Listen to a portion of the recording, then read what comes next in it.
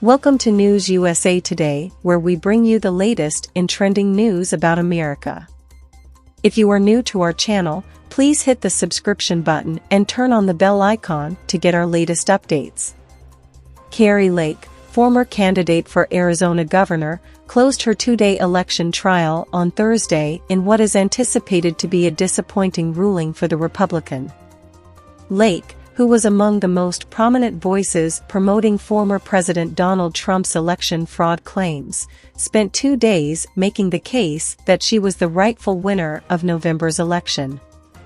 She lost to Democrat Katie Hobbs by more than 17,000 votes, but asked a Maricopa County Superior Court judge to declare her Arizona's next governor or order a revote in the state's most populous county.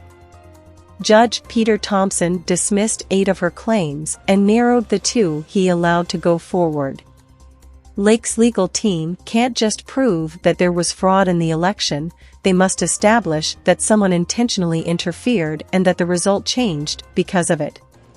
Former federal prosecutor Nima Rahmani told Newsweek that Lake's lawsuit is so frivolous on its face, he's surprised Thompson didn't dismiss it entirely. On one claim, Lake had to prove that a Maricopa County election official purposely caused ballot printers to malfunction to sway the election.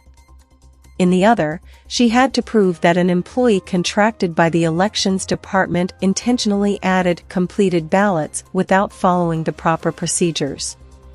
The county has disputed the second allegation, contending that while there were printer issues as raised in the first claim, they did not prevent voters from casting their ballots. David Schultz, election law expert and professor at Hamline University, told Newsweek that for Lake to win, she needs to show that the fraud in question was at such a level that the results of the election could not be trusted. "I do not believe she has shown that," he said. Her legal team has failed to show any intentionality, and they have failed to show that any mistakes made were so serious that they cost her the election.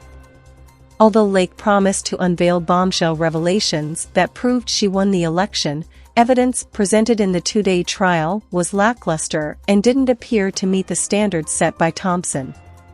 Rahmani said aside from the fact that Lake didn't present any evidence proving intentional printer interference or evidence that ballot chain of custody was violated, mere conclusionary allegations aren't enough.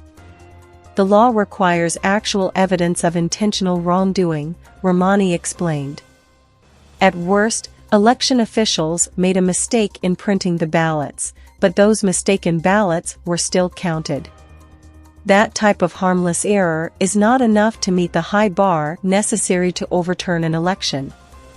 Norm Eisen, senior fellow at the Brookings Institution, agreed that the testimony from the trial made clear that Lake's claims were hypothetical and speculative.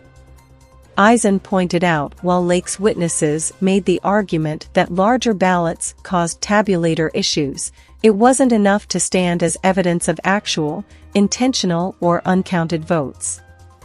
Today's hearing didn't go well at all for Kari Lake, but if you just read her tweets, you'd think she's on the verge of winning, he tweeted after the first day of trial on Wednesday. In reality, even her own expert conceded that the ballots got counted. Eisen also said that while Lake's expert witness had no experience studying polling in an academic setting, Hobbs' first witness had strong credentials and the experience to discuss matters of election fraud. Former federal prosecutor Michael McAuliffe told Newsweek that rather than establishing any intentional misconduct, the evidence presented simply showed that local election officials addressed the issues from Election Day in a competent, transparent manner.